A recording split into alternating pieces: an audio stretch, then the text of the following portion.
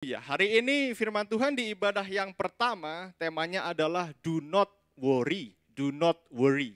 Jangan khawatir, do not worry, jangan khawatir. Matius 6 ayat 25 sampai 30 menjadi pendahuluan kita pada pagi hari ini. Matius 6 ayat 25 sampai 30. Saya baca ayat 25, Bapak Ibu baca ayat 26, kita bergiliran, 30 kita baca bersama-sama.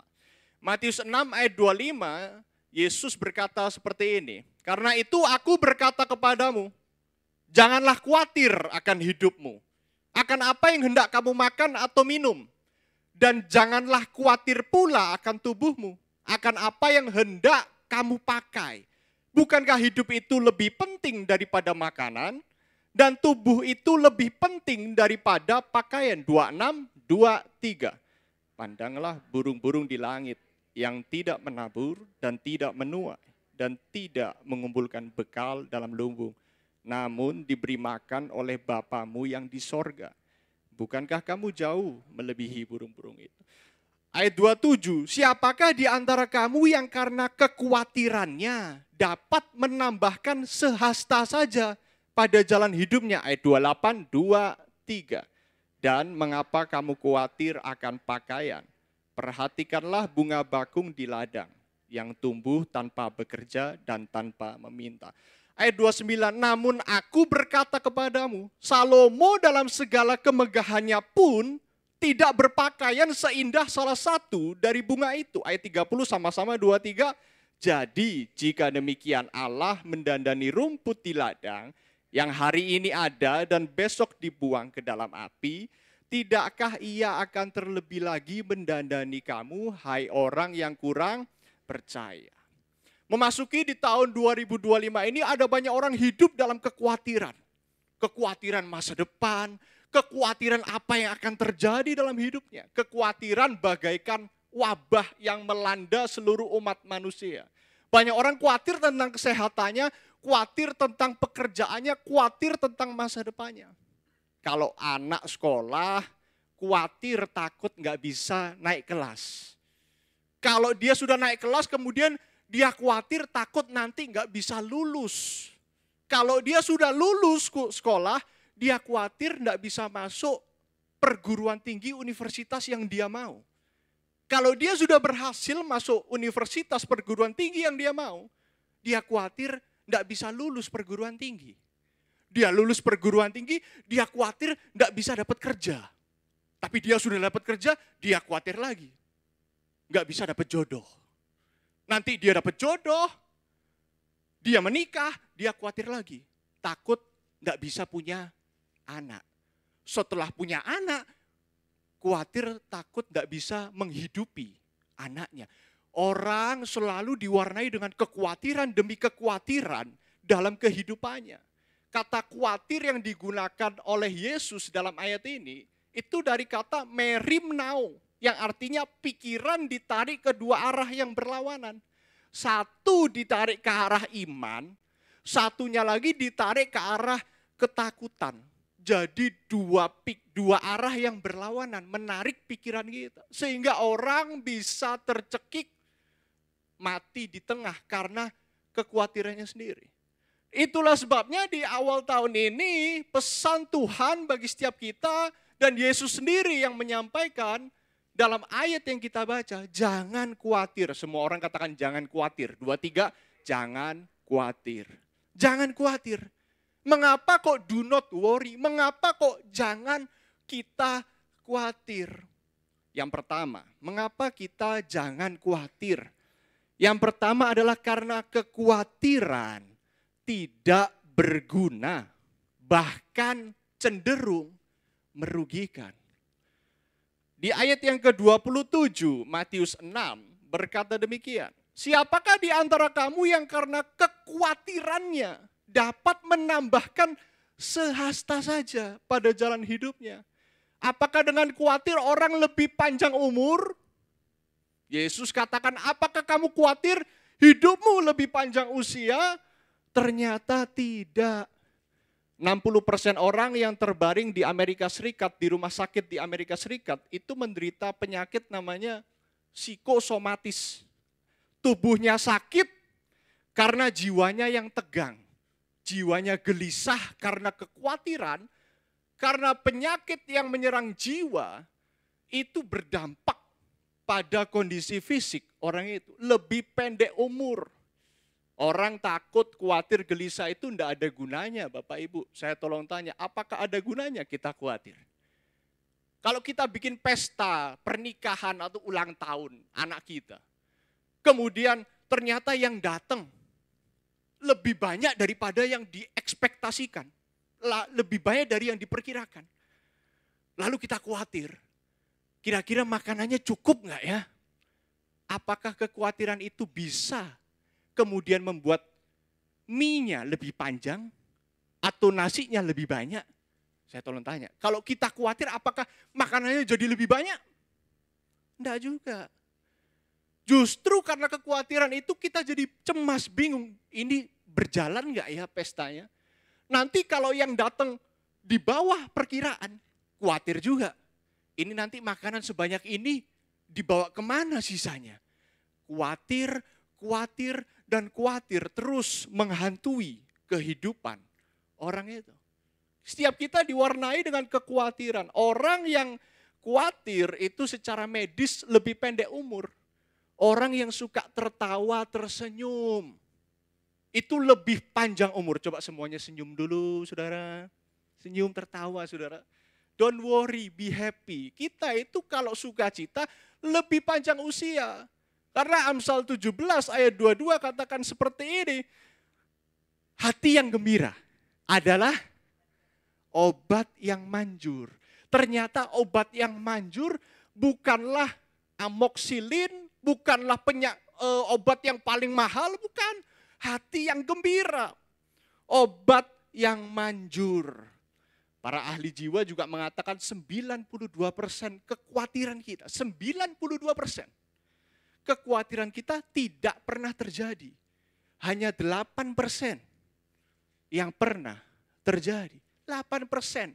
Dan orang untuk 8% ini berpikir yang udah kemana-mana. Khawatir ini, khawatir itu.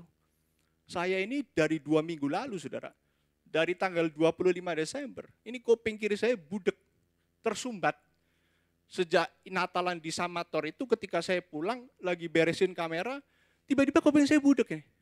Saya pikir, paling cuma budek bentar, besok juga waras. Budek yang kayak saudara alami ketika ada di ketinggian, naik pesawat, terus tiba-tiba ada yang menyumbat telinga. Ini kiri doang, kanannya normal. Saya pikir udahlah besok juga waras. Saya ternyata besoknya saya pergi keluar kota untuk beberapa hari. Pulang ke Surabaya belum waras juga saudara. Ini kuping masih budek nih. Saya mulai mikir, wah gimana ya, kenapa ya? Padahal ini minggu depan udah mulai masuk kerja, libur saya udah selesai. Saya udah minumin semua obat. Obat flu, obat pilek, bodrek, semua tak minum saudara. Saya pikir penyakitnya dari sini, dari pilek. Makanya ngefek ke budek. Saya udah minum semua obat, nggak waras-waras juga. Sebenarnya saya nggak terlalu khawatir sih. Saya baru khawatir 5 hari yang lalu. Karena 5 hari yang lalu ini kuping bukan cuma budek. Mulai berdenging, yang kiri doang, yang kanan kagak. Yang kiri berdenging. Saya mulai bingung, wih gimana, masa tuli mendadak saya saudara. Masih muda saya, ini kuping saya kenapa nih? Maka kemudian setelah anjuran dari mami saya, yaudah kamu cek aja ke puskesmas.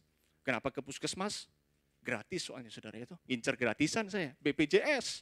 Saya cek, ini kenapa dok, kok kuping saya budek sebelah? Saya pikir minta rujukan ke THT. Dicek sama dokternya, oh kotor ini mas. Oh kotor tiba saudara. Yang dikhawatirkan sudah kemana-mana, ternyata kotor. Ada kotoran tersumbat. Meskipun hari ini juga masih budek, tapi udah lebih baik. Seringkali yang kita khawatirkan itu tidak terjadi saudara. Tapi untuk yang tidak terjadi itu banyak orang kehilangan damai sejahtera. Kehilangan sukacita. Kehilangan ketenangan dalam kehidupannya. Yesus katakan jangan khawatir, karena khawatir itu tidak berguna. Yang kedua, mengapa kita jangan khawatir? Kekhawatiran adalah ciri orang tidak beriman. Di ayat yang ke-31 sampai 32, Matius 6. Sebab itu jangan kamu khawatir dan berkata apa yang akan kami makan, apa yang akan kami minum, apa yang akan kami pakai. Ayat 32, semua itu dicari bangsa-bangsa yang tidak mengenal Allah. Akan tetapi Bapamu yang di sorga tahu bahwa kamu memerlukan semuanya itu. Kekhawatiran itu bertolak belakang dari iman. Ciri orang tidak beriman, khawatir. Ciri orang beriman, percaya. Ciri orang yang tidak beriman adalah khawatir. Khawatir akan hal kecil, hal besar, semua hal dikhawatirkan. Bukankah Allah Bapa kita itu yang empunya semuanya? Kalau anaknya saja diberi, masa kan kebutuhan pokok sandang pangan papan dia tidak cukupi? Bukankah Bapa kita adalah Bapa yang baik? Waktu kecil saya tidak pernah mikir, saudara, gimana caranya besok punya makan, bisa sekolah. Tidak. Ada orang tua yang mencukupi. Itulah penyediaan dari Bapa, dari orang tua. Tapi seringkali banyak orang khawatir akan kebutuhan hidupnya. Satu kali Petrus ditangkap oleh Herodes, mau dieksekusi mati. Dia udah ngerti besok dia bakal mati. Petrus bakal mati besok. Tapi apa yang dilakukan Petrus? 1 hari sebelum hari eksekusinya. 1 hari sebelum hari eksekusi, apa yang dilakukan Petrus? Dalam Kisah Para Rasul 12 ayat 6, pada malam sebelum Herodes hendak menghadapkannya kepada orang banyak, Petrus, baca sama-sama 2-3, ngapain? Tidur di antara 2 orang prajurit. Terbelenggu dengan 2 rantai. Selain itu prajurit-prajurit mengawal, sedang berkawal di muka pintu. Petrus tidur. Saya tolong tanya Bapak Ibu, kalau Bapak Ibu tahu besok bakal mati, kira-kira bisa tidur? Boro-boro tidur kita bisa berlutut sujud menyembah Tuhan, tolong perpanjang usiaku Tuhan. Petrus tahu besok dia bakal dieksekusi. Dia tidur. Kenapa? Karena dia percaya hidup dan mati di tangan Tuhan. Apalagi waktu Petrus muda, Yesus pernah katakan ke dia, waktu kamu muda kamu bisa pergi kemana saja. Tapi ingat waktu kamu tua, orang akan mengikat kamu, mengikat tanganmu. Artinya Tuhan mau menyampaikan pesan, Petrus akan mati. Kapan? Entar, waktu tua. Entar, waktu dia saatnya mati. Banyak orang tidak bisa tidur loh hari-hari ini. Orang khawatir, tidak bisa tidur, cemas. Karena khawatir berlebihan, tidak bisa tidur. Saya dulu waktu sekolah teologi, saya dekat sama satu Cece. Ini Cece sebenarnya udah cukup berusia, punya anak 3 juga, cuma kelihatannya muda, saya panggilnya Cece. Saya bilang, gimana Ce? Repot gak ngurusin anak 3, kuliah teologi juga? Dia bilang, oh repot Jason. Cece ini ngurusi anak 3, bantui bojo, kerjaannya bojo, bantui juga. Ngurusi tugas-tugas sekolah Alkitab. Kadang kalau malam itu, gak bisa tidur. Makanya dia bawa itu 1 botol, saudara. Itu obat tidur. Dibawa kemana-mana. Ditunjukin ke saya, ini, aku malam minum ini. Namanya apa ya, saya lupa tuh. Melatonin. Dia bawa, ini, melatonin. Obat tidur. Ini kalau aku enggak minum ini, enggak bisa tidur. Setiap malam harus minum obat ini, baru bisa tidur. Saking parahnya sampai enggak bisa tidur. Lalu dia nawarin ke saya, saudara. Kamu mau tak Jason? Kamu enggak bisa tidur. Saya bilang, ndek kelas saya aku turu, apa bener ndek oma kok. Mendengar dosen iso turu. Enggak perlu obat tidur. Nah banyak orang khawatir, cemas, berlebihan. Yang membuat dia tidak bisa tidur. Prinsipnya simpel Bapak Ibu. Kalau yang kita bisa selesaikan, ya diselesaikan. Tapi ada hal-hal yang di luar kendali kita. Yaitu jelas bagiannya Tuhan. Untuk Tuhan mengerjakan bagiannya. Kalau Tuhan yang punya agenda dalam hidup kita, Tuhan yang repot. jangan kita yang repot. Kalau Tuhan punya rencana dalam hidup kita, yang itu di luar pikiran kita, Tuhan yang akan menyelesaikannya. Tuhan yang akan repot untuk mengerjakan bagiannya. 1 Petrus 5 ayat 7 katakan seperti ini. Serahkanlah segala, baca sama-sama 2-3, serahkanlah segala kekhawatiranmu kepadanya. Sebab ia yang memelihara kamu. Kenapa kita dilarang khawatir? Yang pertama, kekhawatiran tidak berguna, bahkan cenderung merugikan. Yang kedua, kekhawatiran adalah ciri orang tidak beriman. Dan yang ketiga, yang terakhir, mengapa kita dilarang khawatir sama Tuhan? Karena khawatir itu sama dengan dosa. Khawatir itu dosa. Matius 6 ayat 25, Yesus katakan seperti ini. Karena itu aku berkata kepadamu, janganlah khawatir akan hidupmu. Akan apa yang hendak kamu makan atau minum. Dan janganlah khawatir pula akan tubuhmu. Akan apa yang hendak kamu pakai. Bukankah hidup itu lebih penting daripada makan? Dan tubuh itu lebih penting daripada pakaian. Nah, kita perlu memahami bahwa dosa itu ada dua. Yang pertama, Tuhan larang, kita lewati. Tuhan sudah jelas larang, kita langgar. Jangan membunuh, jangan berzina, jangan mencuri. Udah dilarang rambu-rambunya. Kita langgar. Nah, itu dosa yang pertama. Tapi ada dosa juga yang kedua. Tuhan perintahkan, kita tidak lakukan. Tuhan perintahkan, kita tidak lakukan. Hormatilah orang tuamu, kuduskanlah hari Sabat, kasihilah sesamamu manusia. Tuhan perintahkan, tapi kita tidak lakukan. Nah, itu juga termasuk dosa. Menarik karena yang barusan kita baca, itu mencakup keduanya. Janganlah khawatir. Udah jangan adalahnya. Janganlah khawatir. Saya tolong tanya, ini perintah atau anjuran Bapak Ibu? Janganlah khawatir, perintah atau anjuran? Perintah, itu jelas tuh. Udah diperintahkan dan dilarang sama Tuhan. Janganlah khawatir. Jangan khawatir akan hidupmu. Jangan khawatir apa yang kamu makan, minum, pakai. Tapi banyak orang tetap khawatir dalam kehidupannya. Allah melarang kita khawatir. Karena khawatir itu dosa. Allah yang memberi hidup pasti memberi hal-hal lain untuk menunjang kehidupan tersebut. Allah yang memberi hidup, masa dia tidak kasih tempat tinggal? Allah yang memberi hidup, masa dia nggak kasih makan, minum, pakai? Allah dengan jelas menegaskan jangan kita khawatir. Di ayat yang ke-26 tadi katakan burung di udara. Lihat burung di udara. Pernah dia stres? Besok makan apa? Besok ada makanan nggak ya?